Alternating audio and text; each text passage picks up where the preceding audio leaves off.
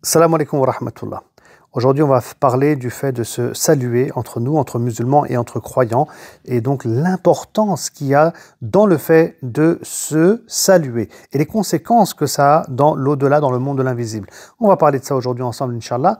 Mais avant ça, je rappelle que si vous êtes passionné par la vie du prophète sallallahu alayhi wa sallam, alors je propose des cours qui sont déjà enregistrés, d'accord, sur ma chaîne YouTube. Il y a des cartes, il y a des enseignements spirituels, contemporains, et donc c'est 20 ans d'expérience que je partage avec vous. Pour cela, il faut souscrire à ma chaîne, bien entendu. N'hésitez pas aussi à en parler autour de vous, pour tous ceux qui sont passionnés par la vie du prophète sallallahu alayhi wa sallam, donc contenu haute voltige. On parle même de la sira à travers le Coran, donc voilà. Ça, Inch'Allah Ta'ala, c'est un contenu exceptionnel. Donc maintenant, on va parler de la question de la salutation. Donc, le fait de se saluer entre musulmans et entre croyants. Et on va commencer par un hadith qui a été rapporté par l'imam Muslim, où le messager de Dieu, sallallahu alayhi wa sallam, a dit « Vous n'entrerez au paradis que lorsque vous serez pleinement croyants.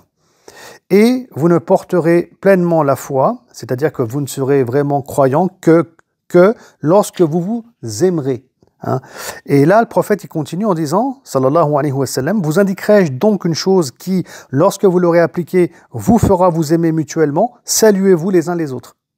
Les uns les autres. Donc ici, ce qu'il dit le prophète sallam, on va reprendre le hadith mais à l'envers. Il dit que si on se salue les uns les autres, ça va générer de l'amour dans nos cœurs entre nous, et cet amour qui aura dans nos cœurs entre nous va faire augmenter notre foi jusqu'à qu'elle atteigne une certaine maturité. Donc ça, c'est une des voies qui mène à la maturité de la foi, qui nous permettra ensuite d'entrer au paradis en fait. Eh oui, eh oui, eh oui, eh oui. Et donc, quand on se salue, alors déjà, on doit se saluer, mais on doit le faire avec amour.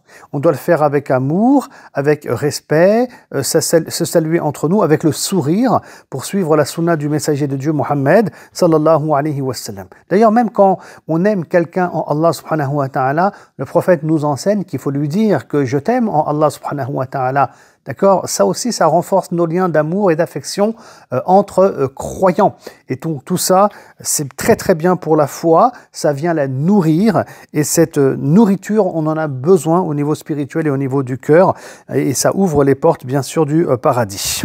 D'accord, donc ça c'était un très important hadith. Et je continue avec un autre hadith rapporté par Bukhari, où le prophète il dit, sallallahu alayhi wa sallam, toujours par rapport au même sujet bien sûr, il est trois choses qui présentent simultanément chez un être, lui confèrent une foi qui est complète. Vous avez vu, encore une fois, ici la question c'est comment avoir une foi qui est kamila. Kamil plutôt, une foi, c'est féminin, genre j'ai dit Kamila, mais en arabe on dit al-iman, c'est masculin, donc voilà, pour avoir une foi qui est donc complète, il y a trois choses ici maintenant que le prophète sallallahu alayhi wa sallam nous présente.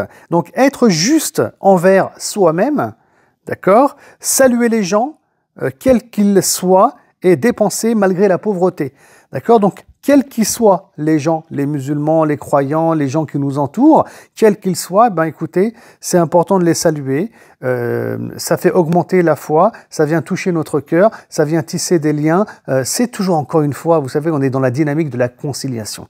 La conciliation, le vivre ensemble, etc., tout ça, ça génère de la proximité entre les descendants de Adam. Et le fait que les descendants de Adam arrivent à se respecter et à s'entendre avec leurs différences, écoutez, tout ça, c'est aimé, bien sûr, de la part d'Allah subhanahu wa ta'ala.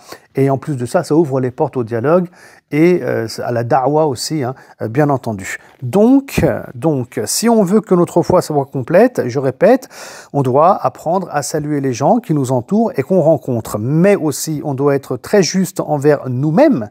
Donc, si on a commis une faute, par exemple, il faut le dire, oui, j'ai été fautif, même si c'est un enfant en face, même si c'est un adulte.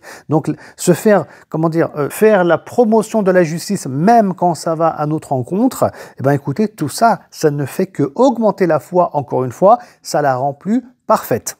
Et puis enfin, le troisième point qui a été souligné ici, c'est le fait de dépenser malgré la pauvreté. Ouais, genre, t'es pas riche, voilà. T'es pas l'homme riche, voilà, t'habites pas une maison, etc., une belle voiture et machin, Et puis, malgré ta pauvreté, ou bien malgré ta situation qui est modeste, tu donnes dans la voie d'Allah. Tu donnes à ceux qui sont dans le besoin, en fait. Tu vas donner à celui qui est malade, qui n'a pas les moyens d'acheter des médicaments. Tu vas donner à celui qui a faim. Tu vas quand même donner. D'accord? Et ça aussi, ça augmente la foi du croyant. Donc, subhanallah, tous ces éléments-là, on en a besoin pour nourrir notre foi. Hein. Et parmi ces éléments, et c'est là le sujet, le fait de se saluer, voilà, entre nous, avec sincérité et pas bien sûr avec hypocrisie. Parce qu'il y a l'acte et puis il y a les intentions qu'il y a derrière l'acte. Et je rappelle ici que le prophète aussi a dit « Innamal a'malu binniyat » Les actes valent selon les intentions. Autre hadith ici rapporté par Bukhari et Muslim, Abdallah ibn Omar rapporte qu'un homme se présenta auprès du prophète sallallahu alayhi wa sallam et lui demanda en quoi consiste la meilleure soumission à Dieu, c'est-à-dire la meilleure action qui me permettrait de me soumettre pleinement à mon Seigneur, etc. D'accord, c'est ça l'idée. Hein, c'est cool. Il veut savoir comment faire pour se rapprocher d'Allah. Donc cet homme-là. Et le prophète, donc, sallallahu alayhi wa sallam, va lui répondre, nourrir le pauvre et saluer les gens que l'on connaît et ceux qu'on ne connaît pas, en fait. Hein. C'est ça qui est la meilleure soumission à Allah subhanahu wa ta'ala. Alors, bien entendu, ici, il faut quand même souligner un point. Le prophète, sallallahu alayhi wa sallam, il parle à une personne ici. Donc, c'est un hadith rapporté par Bukhari et Muslim. Et donc, il faut, c'est pas une règle non plus qui est générale. Il parle à une personne et il parle en tant que guide ici spirituel, le messager de Dieu, sallallahu alayhi wa sallam. C'est-à-dire que pour cette personne bien précise qui est en face, par rapport à sa relation à Allah, sa spiritualité, son degré de foi, etc., pour lui en particulier, avec les défauts qu'il a, les qualités qu'il a, écoutez, le meilleur acte de soumission, voilà, sur mesure, pour toi, c'est nourrir le pauvre et saluer les gens que l'on connaît ou bien que l'on ne connaît pas.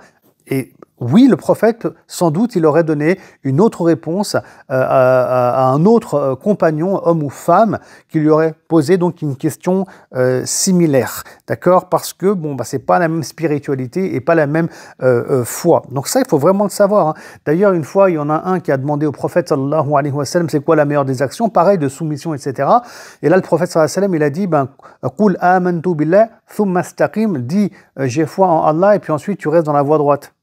D'accord? Donc, c'était une question similaire, mais la réponse était différente.